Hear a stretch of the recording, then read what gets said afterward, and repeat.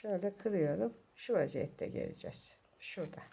Şöyle bakın. Şu vaziyette kırıyorum. Şuradan giriyorum. Şuradan şöyle. Buradan tekrar böyle. Böyle. Tekrar böyle. Bakın. Şuraya tekrar geliyorum. Şu vaziyette. Şimdi şununla şunu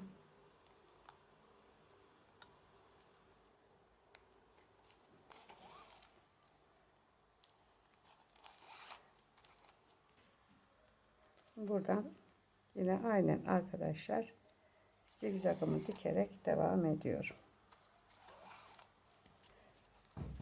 Şimdi buraya geldi arkadaşlar. Şu köşeye gelince yine köşede olduğu gibi yine sıkı yapacağız. Köşeyi birleştireceğiz.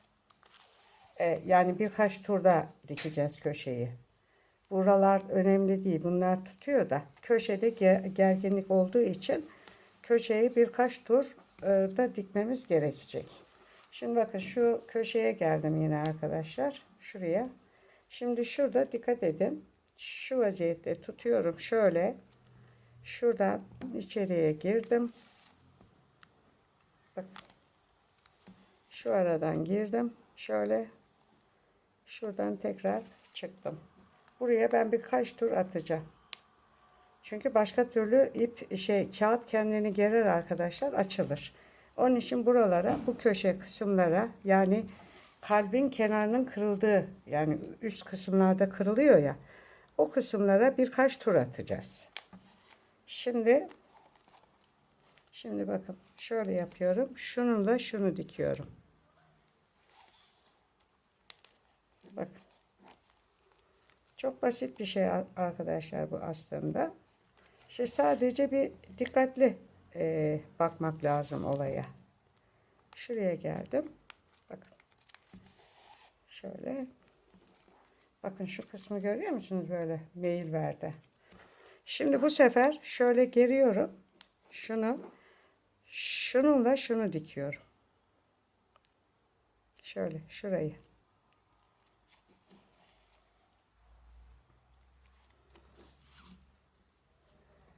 Gördünüz mü arkadaşlar?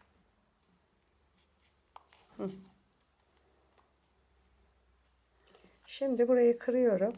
Şöyle kırdım. Bununla bunu.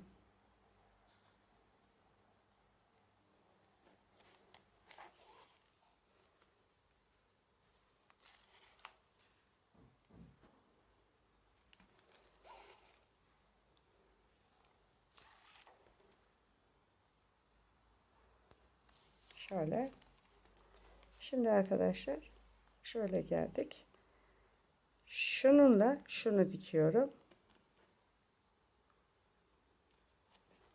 Ama buraları dikerken arkadaşlar Z'den ziyade şu aralardan girip çıkmaya çalışacağız. Aradan geçemedim. Şimdi geçtim. Bakın şöyle.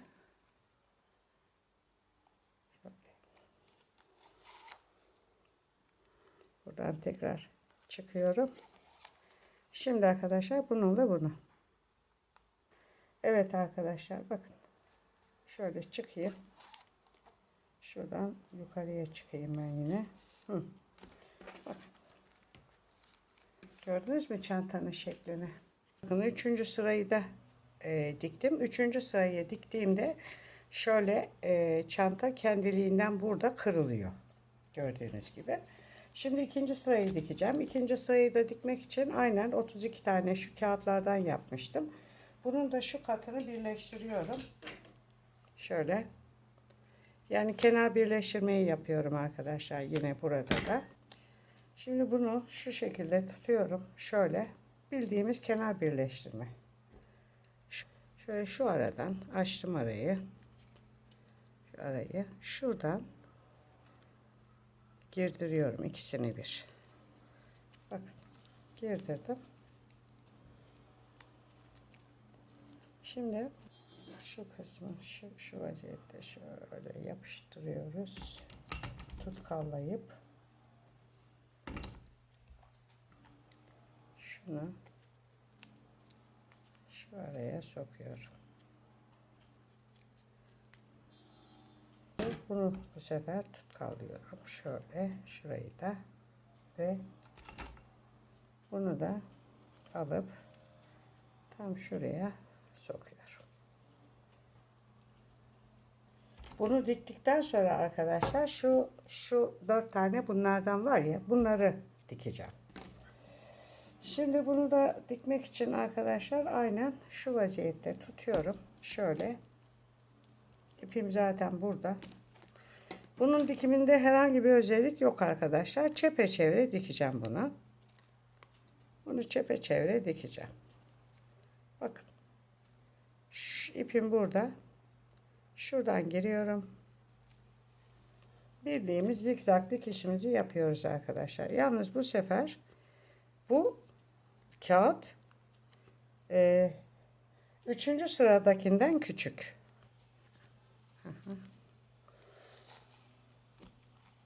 Bu şekilde.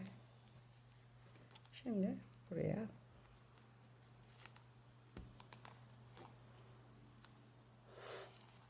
şöyle buradan buraya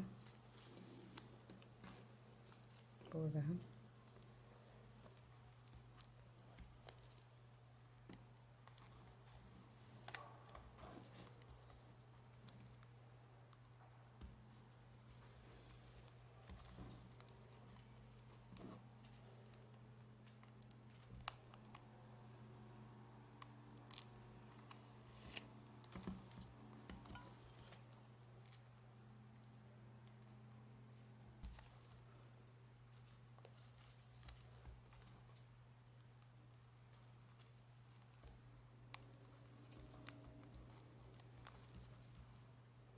gördünüz mü arkadaşlar?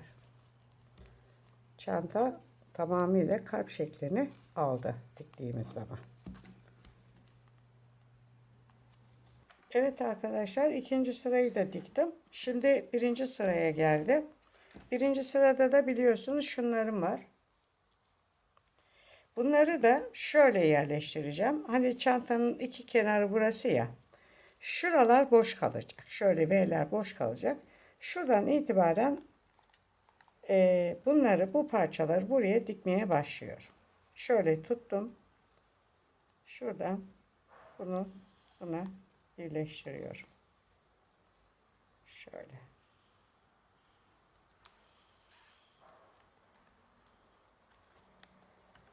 Şöyle. Şunu şuraya dikeceğiz. Sıkıca dikeceğiz arkadaşlar bu şeyleri, parçaları.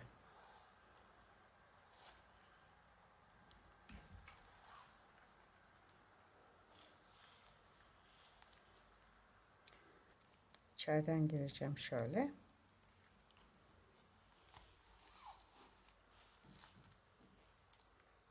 Buraya tekrar çıkacağım şurada.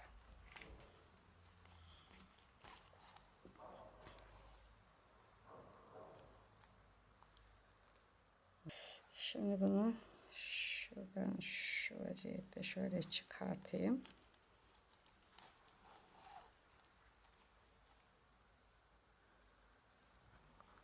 Şöyle.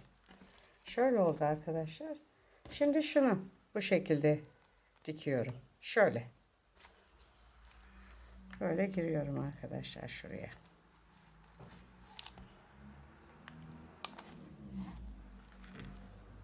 Evet.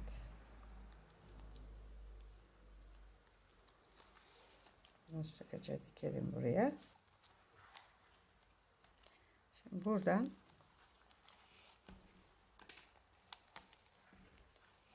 buradan şöyle şuraya şöyle buradan tekrar buraya.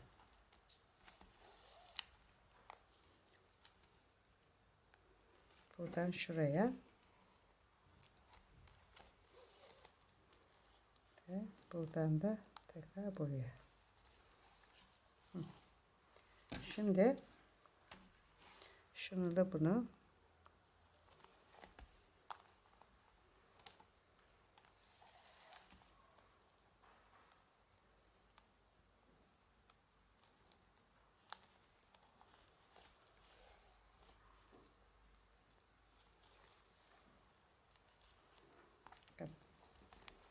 Şimdi buraya dikiyorum. Şununla şunu.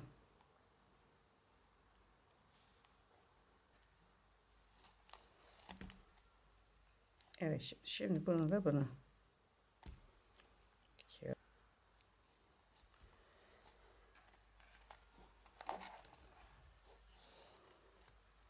Bakın. Gördünüz mü arkadaşlar? Şimdi bunu bu aralardan geçerek bu sefer bu tarafa geçiyorum. Şu kısım boş kalacak. Bakın. Şurası boş kalacak. Şöyle. Bu sefer bunu bu şekilde yerleştireceğim. Şöyle. Sonra bunu da bu şekilde dikeceğim ve çantam bitmiş olacak.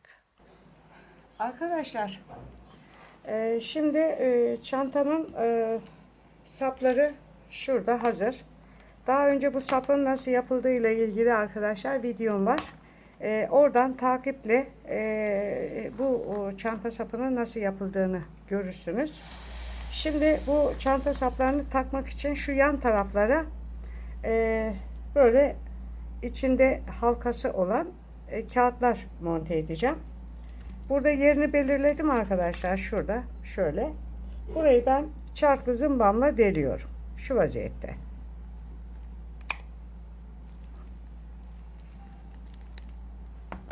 Evet. Sonra arkadaşlar isterseniz bunu zımbayla yapabileceğiniz gibi bir de şöyle aparatlar var. Bunlar İstanbul'da yaşayanlar için söyleyeyim arkadaşlar. Mahmut Paşa'dan yukarıya doğru çıkarsınız. Kapalı çarşıya girdiğinizde sağ tarafta bir mercan kapısı vardır. O mercan kapısından içeriye girdiğinizde oradaki dükkanlardan birinden almıştım ben bunu. Bakın şu mesafe uzun. Dolayısıyla zımbası olmayanlar bunu tornavidayla rahatlıkla takabilirler. Şimdi ben şöyle yapıyorum. Bunu şu şekilde yerleştiriyorum. Bakın. Bunu da buraya sokuyorum. Sonra bunu da buradan içine sokuyorum. Şöyle inşallah gözüküyordur. Ve yıldız tornavidayla bunu bu şekilde sıkıştırarak çanta sapını takma imkanınız oluyor arkadaşlar. Bak gördünüz mü arkadaşlar? Sonra bu içinde, kapak içinde ben fermuar dikmedim. Fermuar dikmek isterseniz şayet şöyle yapacaksınız. Buradan ayrı bir fermuar hareket edecek. Buradan ayrı bir fermuar. Dolayısıyla 2 tane fermuar dikmeniz gerekecek buraya. Şöyle 2 tane fermuar düşünün arkadaşlar. Şu şekilde. Birini şöyle dikeceksiniz. Şu vaziyette böyle. Öbürünü de şu vaziyette dikeceksiniz. Yani İki aynı anda böyle hem bu tarafa açacaksınız hem bu tarafa açacaksınız. Ama ben fermuar dikmek istemedim. Değişik bir bağlama şeklim olsun dedim. Şu şekilde bir sırımla bir süs yaptım. Şuraya da bir çoban düğme ayarladım. Ve bu çoban düğme ile ilgili de arkadaşlar bir video çekeceğim yakında. Hem takısını yapacağız bunun. Hem nasıl yapıldığını size göstereceğim. Ama arzu ederseniz çoban düğmenin nasıl yapıldığını görmek isterseniz blogumu ziyaret edebilirsiniz. Orada ben çoban düğmenin nasıl yapıldığını anlatıyorum. Şu şekilde ben çantamın sapını takıyorum. Evet arkadaşlar, kalp çantayla ilgili videom burada sona erdi. Videomu beğenmeyi, kanalıma abone olmayı unutmazsanız sevinirim. Bundan sonraki videolarda görüşmek üzere. Hoşça kalın.